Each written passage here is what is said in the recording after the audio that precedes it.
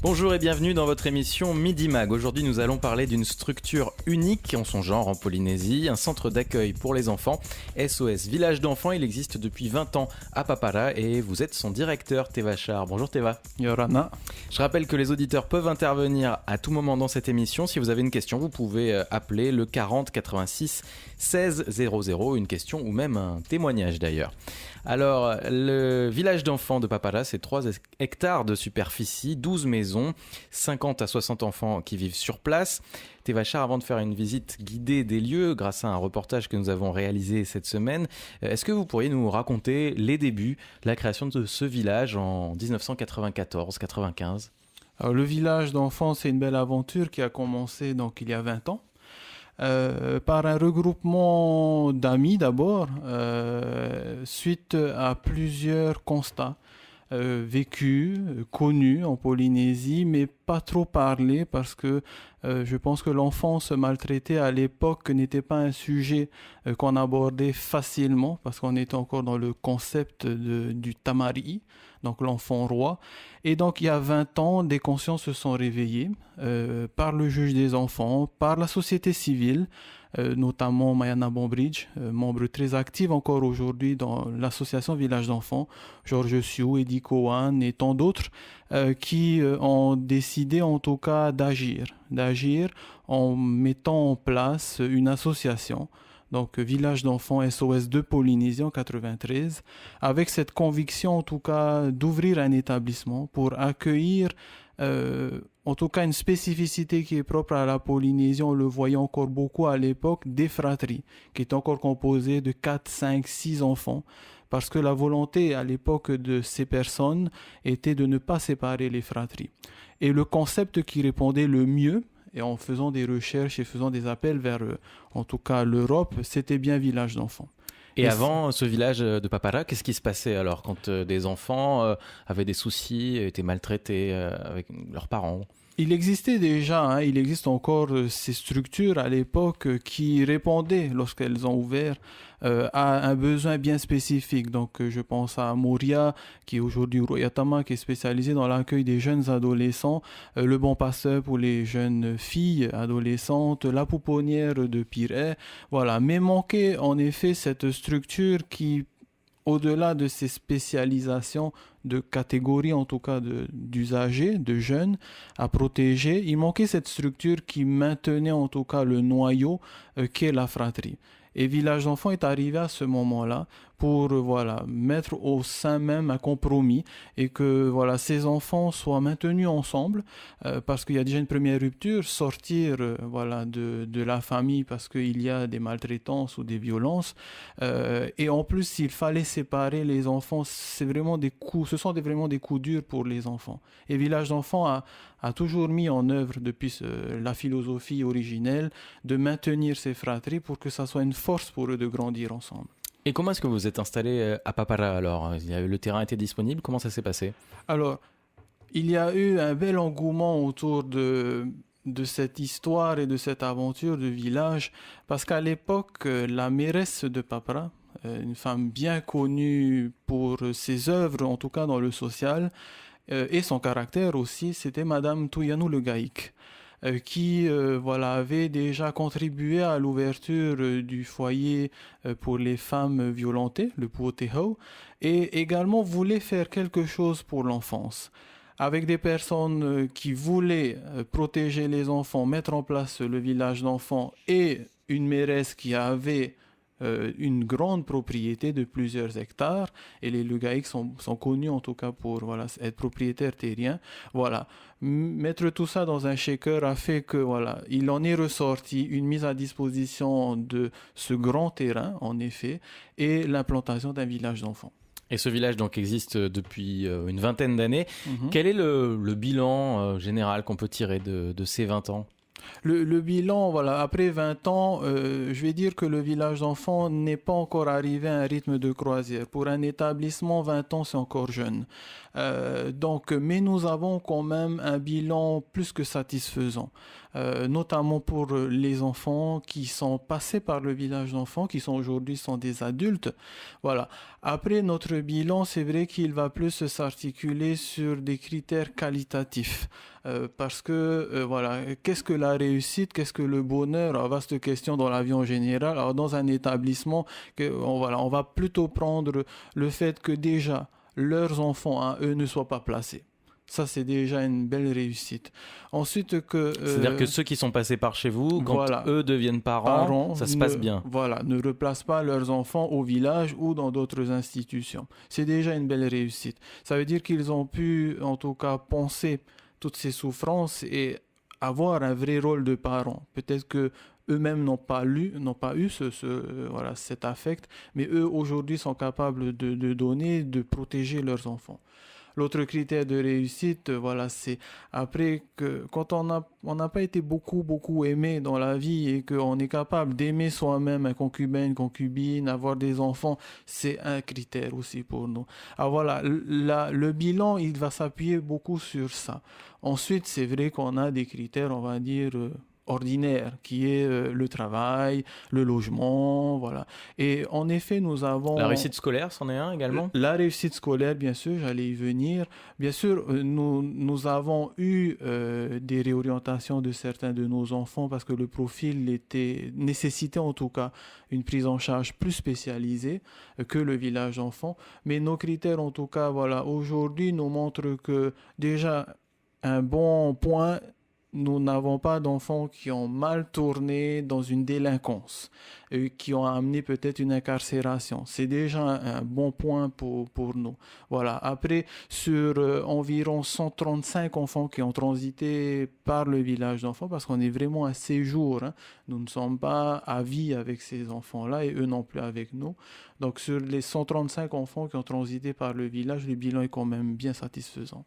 Tevachar, avant de poursuivre, je vous propose d'écouter donc ce reportage, une visite guidée à Papara en compagnie de Xavier Le Goff, qui est le responsable éducatif de SOS Village d'Enfants.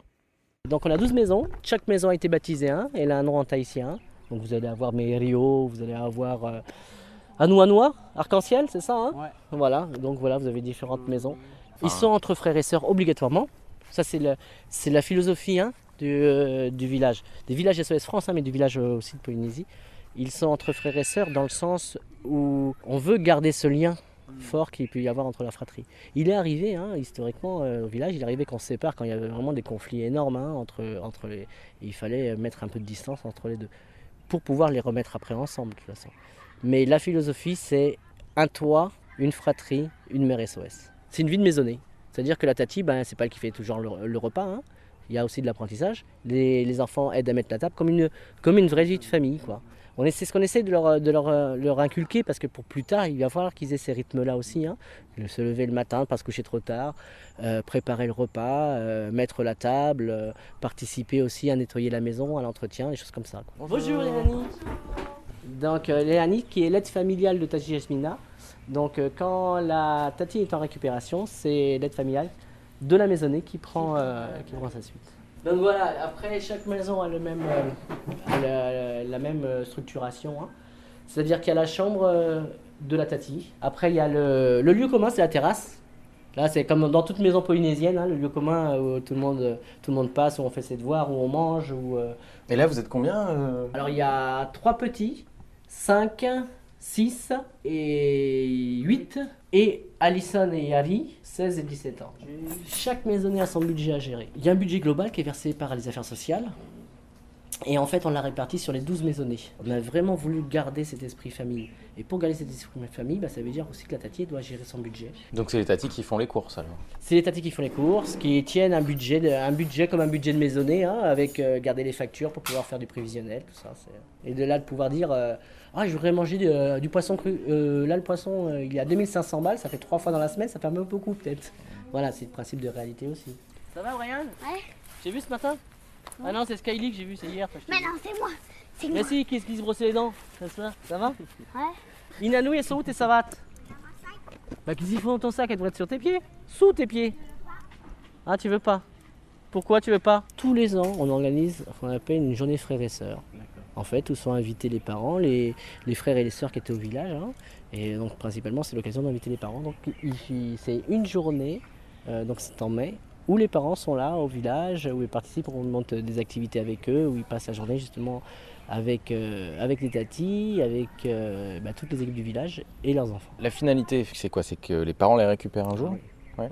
C'est que des placements, ce que je disais, hein, le juge ne notifie que des placements provisoires. Donc moi, c'est ce que je dis aux parents quand ils viennent. Hein, les dernières admissions qu'on a eues, j'ai dit, le boulot, c'est à vous de le faire. Nous, on est là, on est juste une parenthèse dans la vie des enfants. Et on veut que cette parenthèse soit la plus courte, parce qu'on ne veut pas que cette séparation dure trop longtemps. Et le fait est, c'est qu'il faut que vous vous mobilisiez dans vos conflits, dans vos problèmes d'alcool, dans vos problèmes de logement, pour pouvoir récupérer vos enfants.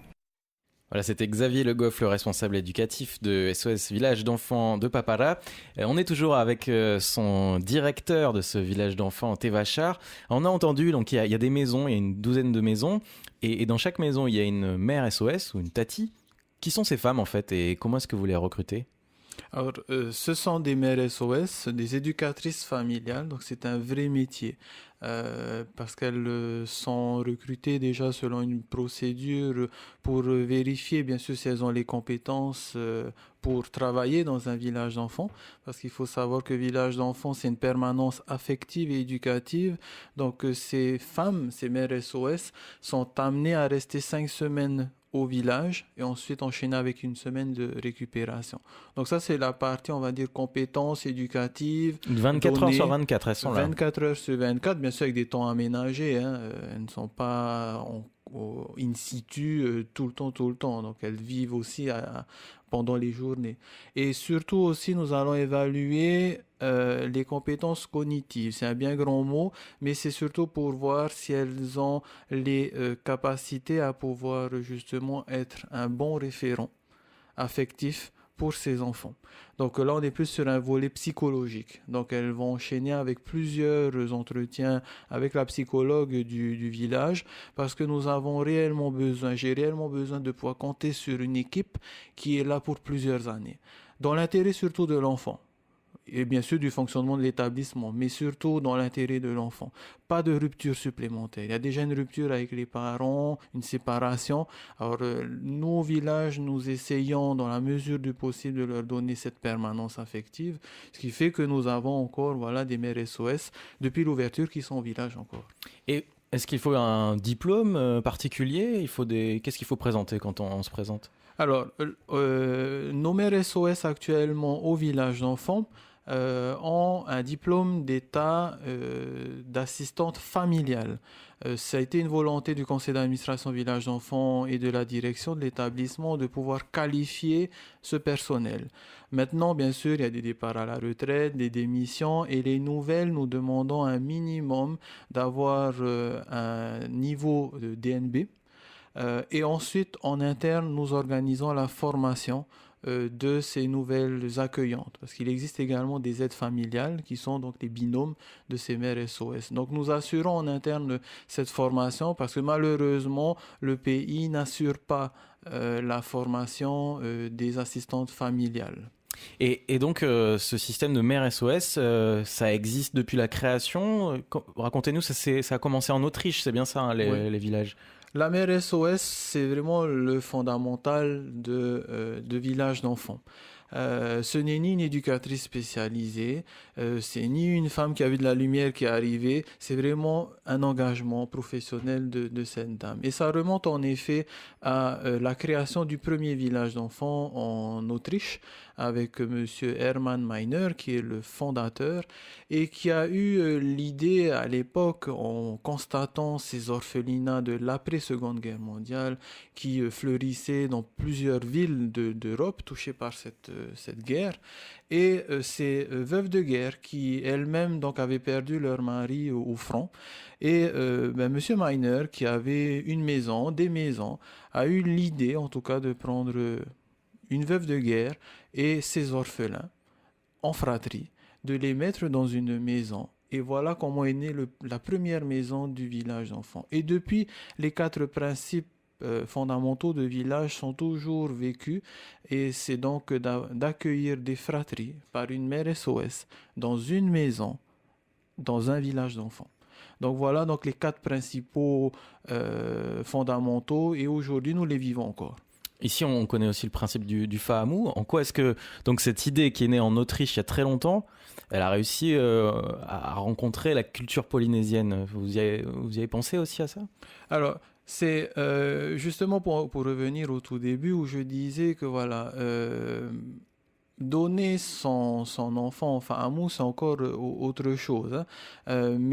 Donc nous, on s'inscrit vraiment dans la protection de l'enfant. Ce sont des enfants qui ont vécu des souffrances, des maltraitances, alors que dans le Fa'amou, nous ne sommes pas dans ce contexte-là. Le contexte du Fa'amou, c'est vraiment je te fais confiance pour éduquer mon enfant, l'aimer, voilà. Nous ne sommes pas là pour prendre la place d'un tiers ou des parents. Nous sommes, comme Xavier le disait, nous avons un mandat judiciaire qui est là pour justement orchestrer l'éducation de l'enfant, son soin. Donc je dirais que la rencontre des cultures peut-être qu'elle a eu lieu, mais nous inscrivons vraiment sur un autre registre qui est la protection de l'enfance. Mais ce que je veux dire, c'est que les mères SOS, peut-être, ont aussi ce background culturel-là qui fait que ça aide aussi quand on s'occupe d'enfants qui ne sont pas directement les siens. Tout à fait. Je pense que pour exercer dans ce genre de métier, il faut savoir bien doser son affect. Parce que c'est pour ça que nous sommes là aussi, l'équipe éducative, la direction de l'établissement. C'est pour justement aider et soutenir cette mère SOS. Elle doit partir avec le principe que ce ne sont pas ses enfants, mais que pour pouvoir travailler avec ses enfants, il faut créer du lien. Et ce lien passe par de l'amour, de l'affection. Et c'est vrai que trop dans l'amour, c'est prendre la place des parents. Pas assez dans l'amour, c'est fonctionner comme un robot. Et voilà, c'est pour ça qu'il y a beaucoup de soutien par le psychologue du village, des instances où elles vont pouvoir justement lâcher, parce que c'est vraiment un métier qui est dur au quotidien. Parce que voilà, c'est donner sans forcément tout donner, c'est donner sans forcément être reconnu, parce que il y a à un moment donné à l'adolescence ça pète, parce que c'est normal, l'ado il se demande pourquoi je suis encore là, et la première qui s'en ramasse plein le visage, c'est en effet la mère SOS. Donc voilà, et c'est pour ça que la volonté de Village d'Enfants était vraiment de qualifier, de former ces mères SOS pour justement qu'elles ne le prennent pas que sur un volet personnel, mais qu'elles puissent prendre de la distance avec justement toutes ces actions qui peuvent arriver par l'enfant. Alors, si on peut revenir aussi sur les enfants, quel est le parcours en fait de ces enfants avant qu'ils arrivent à Papara, dans le village SOS? Par quelles étapes est-ce qu'ils passent avant d'arriver chez vous? Alors, ce qui est important de dire déjà, c'est qu'en matière de protection de l'enfance, la justice va différencier les enfants à risque, donc qui sont dans un contexte de négligence, d'absentéisme scolaire, et les enfants qui sont en danger avéré. Les enfants qui nous arrivent au village d'enfants appartiennent à la deuxième catégorie, les enfants qui sont en danger avéré.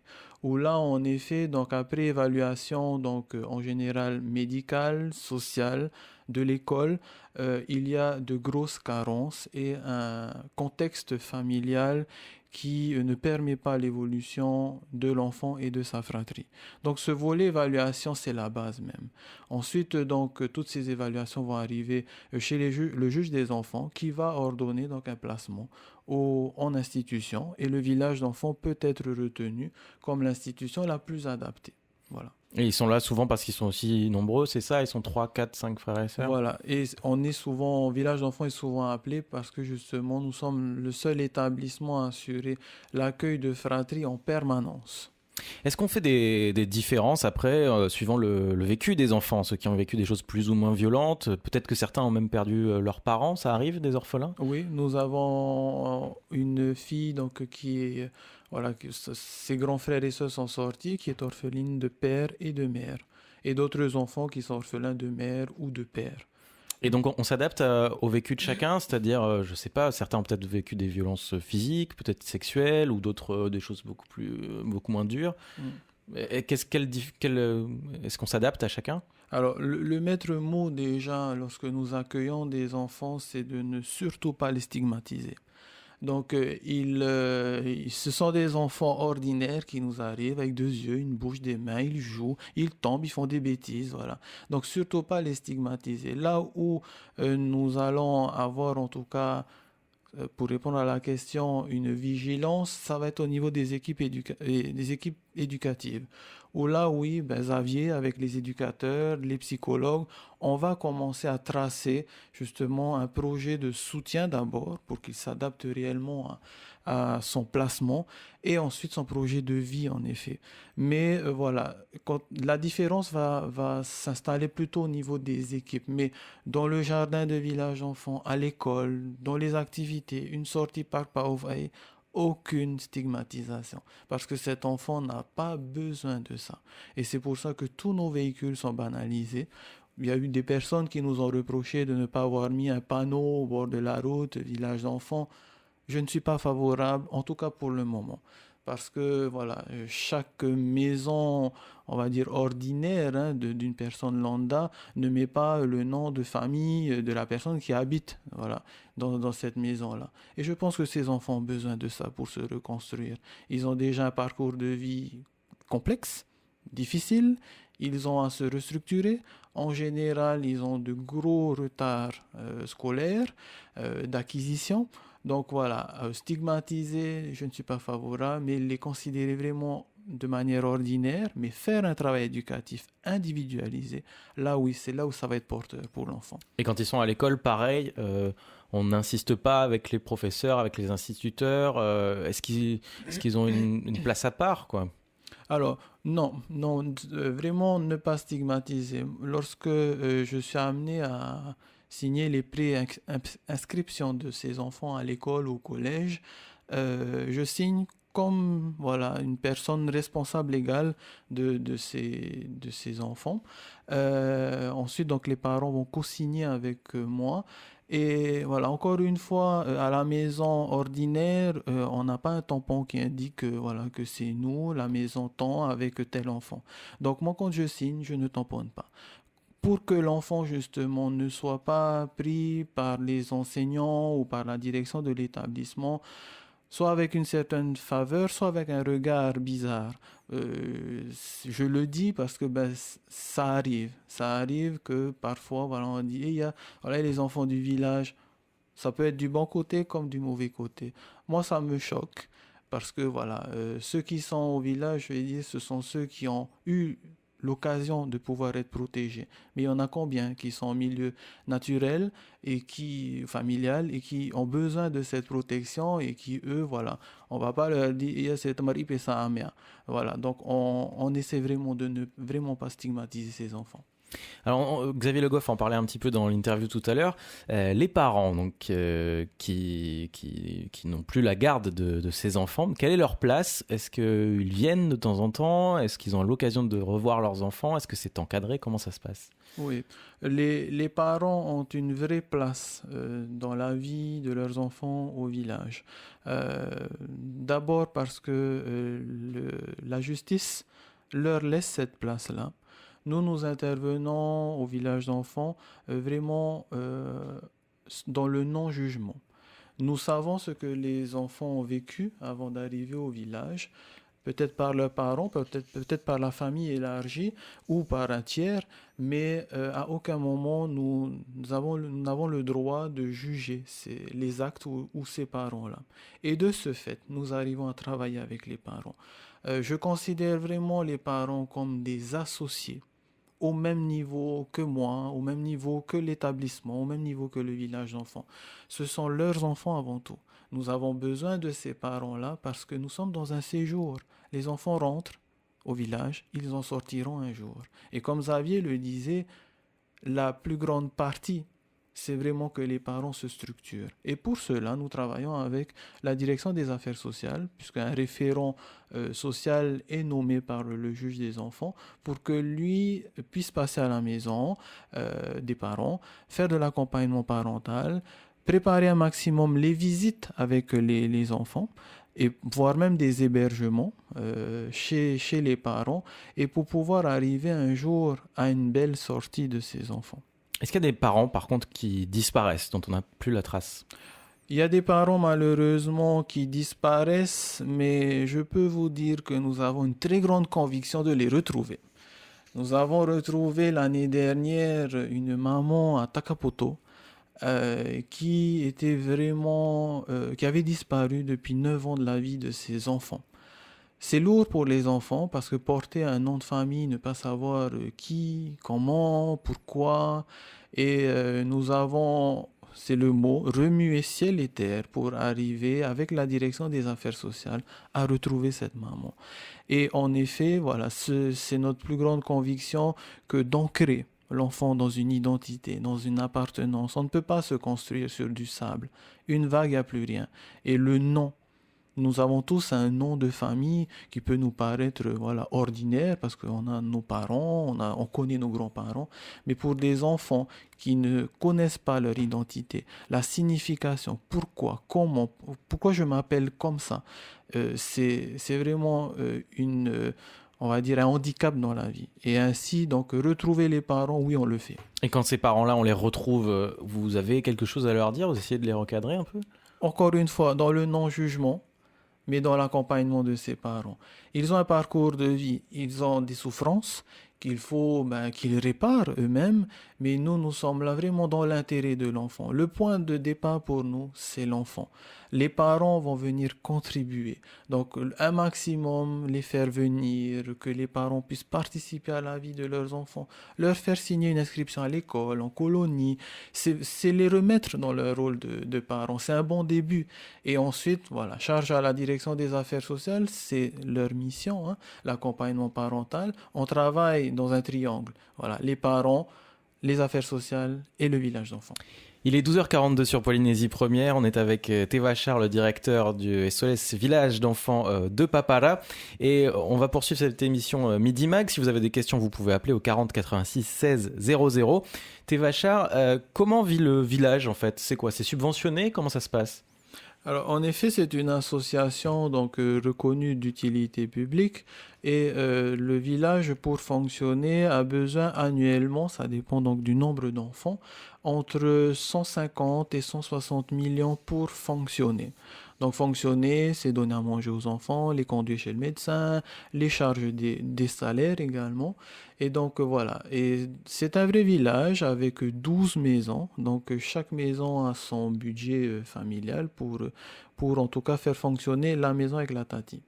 La deuxième part en tout cas de budget va venir des parrains. Donc les parrains qui depuis 20 ans soutiennent la cause du village d'enfants en faisant un virement mensuel de 1000 francs, 2000 francs, ce qu'ils peuvent en tout cas.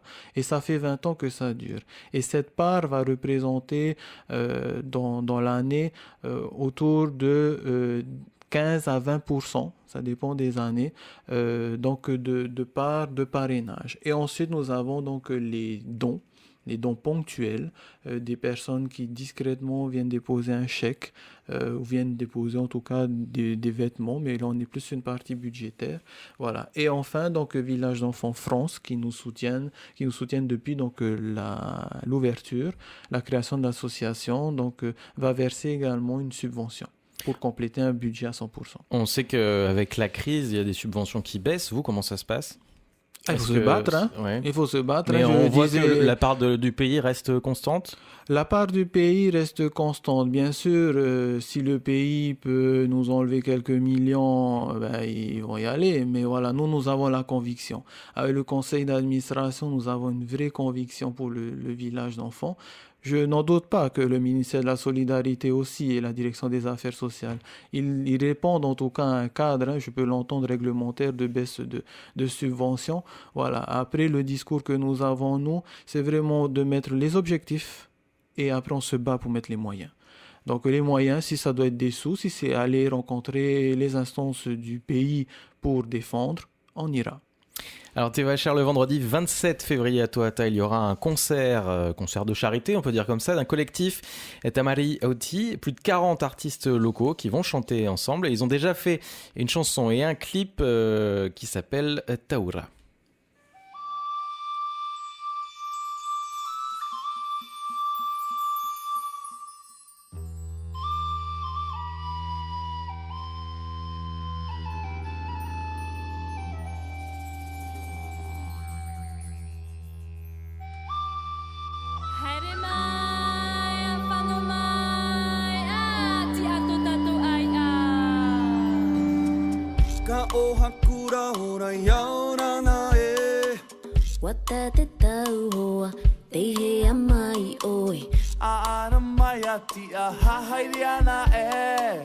Tapia turima, te te taura e mutu ore te hau te totiare e.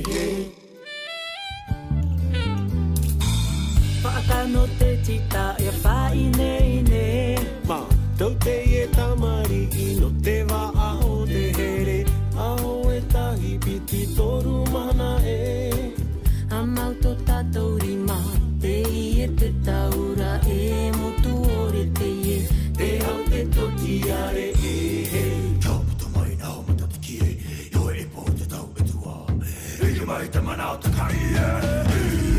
Change your mind and you change the world. Don't have to wait anymore. You know it, nobody will do it for you. You know it's true, can do miracles, I believe in you.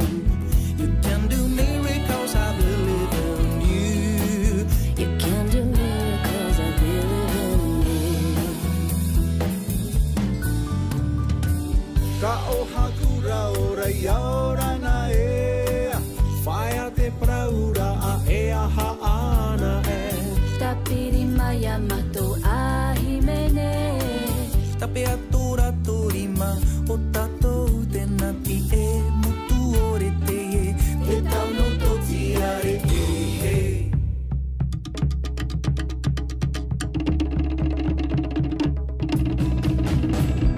Change your mind and you change the world. Don't have to wait anymore. You know it, nobody will do it for you. You know it's true, can do miracles, I believe in you. You can do miracles, I believe in you. You can do miracles, I believe in you.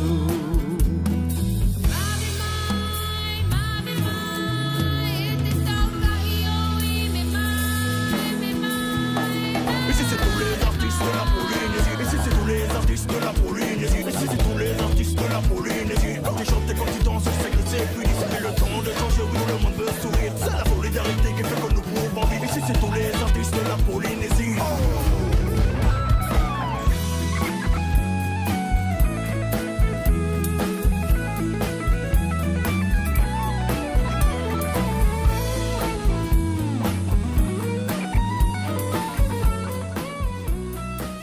Voilà, c'était Taura, donc de ce collectif Tamari Auti, qui chante donc pour le SOS Village d'enfants. Est-ce que vous pouvez nous raconter, Tévachar, vous qui êtes le directeur donc, du village, comment est-ce que ça s'est passé? Ils sont venus vous voir? C'est vous qui êtes allé les chercher? Alors, l'association Totiare est venue à notre rencontre pour nous proposer ce magnifique projet. Et donc l'idée était bonne, une très très grande motivation de ces jeunes, ils ont entre 25 et 30 ans. Et voilà, dès le départ, on y croyait avec eux, parce qu'ils avaient une telle force de conviction et de volonté de réaliser en tout cas ce regroupement d'artistes et de faire quelque chose sur scène, qu'on s'est dit on y va avec eux. Et donc c'est un projet qui est en gestation depuis combien de temps? Alors, l'association Totiare, c'est pas beaucoup de gestation, hein, c'est de la conception et de l'action. Hein. Ça, ils sont vraiment là-dedans et c'est ça qui est appréciable. Hein. Et je pense qu'on a besoin de ça dans ce pays en plus. Que voilà, il y a des gens qui bougent et eux, ils sont dans l'action. Donc, ils sont venus nous proposer, présenter ce projet fin 2014. Donc, les fêtes sont passées et là, ils sont à fond dedans. Et donc il y aura ce concert le 27 février. C'est les bénéfices qui reviendront au village. C'est comme ça que c'est prévu? Voilà, donc ils ont bien sûr des charges, hein. Ils ont fait appel à des sponsors de la place et il y a eu un bel engouement aussi, hein. Les sponsors ont répondu, en tout cas on s'est vu hier avec l'association Totiare et voilà, ils sont très contents de ce projet, de ce produit et en effet donc voilà, il y a une part donc des bénéfices, hein, qui seront reversés donc au village d'enfants. Est-ce que les artistes qui chantent là qu'on vient d'entendre, est-ce qu'ils sont venus vous voir? Les village. artistes sont venus en totalité au village d'enfants, hein. Ils sont nombreux, hein, et donc ils sont venus en trois vagues, on va dire. Les deux premières étant les plus grosses parce qu'ils étaient environ 20 artistes. Et ils ont pu mesurer, voir et apprécier ce qu'est le village d'enfants. Parce que c'est vrai que nous sommes discrets et voilà, un village d'enfants sur papier, c'est vrai, ça présente, mais lorsqu'on voit les enfants, lorsqu'on voit la structure, il y a une magie. Il y a une magie et je pense que ces artistes ont été voilà, dans la magie du village d'enfants. Et les enfants, ils ont réagi comment? Les enfants sont toujours preneurs, hein, de ces visites. Et ils ont été super heureux, voir Teiva LC, Maruao, voilà, Pepena, mais c'est magnifique, voilà, c'est juste pour nous. Et les enfants, voilà, déjà moi je suis super content. Alors les enfants, en plus on s'est aperçu qu'ils connaissaient super bien les répertoires de chaque artiste, même Patrick Noble, qui voilà, a quand même une longue carrière, voilà, il a poussé la chanson et les enfants connaissaient les chansons de Patrick Noble. Donc voilà, c'est une belle rencontre, c'est magique, c'est génial. Au-delà de ça, il y a d'autres manifestations que vous aimeriez voir pour que les gens vous soutiennent, ou est-ce que vous appelez simplement aux dons? Qu'est-ce qu'on peut faire pour vous aider aujourd'hui? Alors, nous nous inscrivons sur tous les registres, hein. Il y a des personnes qui veulent donner voilà, de main à main, hein, donc qui viennent au village. Donc voilà, on est plutôt sur la forme du don. En effet, nous, ce que nous souhaiterions pour y voir clair, c'est le parrainage.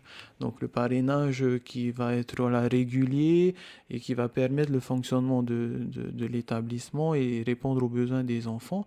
Mais en effet, voilà, lorsqu'il y a des manifestations, des événements ponctuels comme ça, nous sommes toujours preneurs parce que voilà, c'est contribuer aussi à faire connaître Village Enfant, à contribuer également à nos finances, mais c'est également porteur pour eux. Bon, je pense que voilà, regrouper 40 artistes, plus de 40 artistes sur une scène, mais c'est génial. Voilà, je n'ai pas vu beaucoup de fois ça en Polynésie, voilà, et nous contribuer aussi à ce type de projet, faire en sorte de faire émerger aussi des nouvelles compétences, des rencontres chez le partenaire, c'est juste génial pour nous. Donc on est preneur d'événements qui nous aident et qu'on peut aider également. Tevachar, on arrive à la fin de cette émission. Vous avez un mot peut-être à adresser, notamment peut-être aux enfants qui nous écoutent, on ne sait jamais. Bien sûr, nos enfants, donc je vais dire que nous, on les soutient, on les aime énormément, ces petits-là. Ça fait 10 ans, parfois 15 ans qu'ils sont avec nous. Vous gardez un contact quand ils partent? On garde un contact avec, c'est un métier de la relation, c'est pas parce qu'on a signé la sortie définitive que c'est fini, non, on a un contact, bien sûr on peut se voir chez Carrefour, mais on peut se voir aussi ailleurs, mais on garde, oui, un contact, on s'appelle, et voilà. Donc moi ce que je peux dire aux auditeurs, en tout cas à la population qui nous écoute, c'est voilà, soutenons nos enfants, faisons en sorte que le village d'enfants, en tout cas, continue cette aventure. Je vous donne rendez-vous dans 20 ans parce qu'on n'est pas few, on sera toujours là. Parce que les enfants, malheureusement, il y en a encore qui ont besoin de la protection, il y en a encore qui ont besoin de villages d'enfants. On se donne rendez-vous dans 20 ans pour fêter les 40 ans. Parfait, merci beaucoup Tevachar, donc le directeur de SOS Village d'enfants de Papara. Cette émission Midi Mag touche à sa fin. Elle sera disponible en podcast audio et vidéo sur polynesiepremière.fr et puis elle sera rediffusée dimanche après le journal de midi. Merci encore Tevachar. Et puis on rappelle ce concert le 27 février à Toata. Les bénéfices iront à SOS Village d'enfants. Bon après-midi sur la première.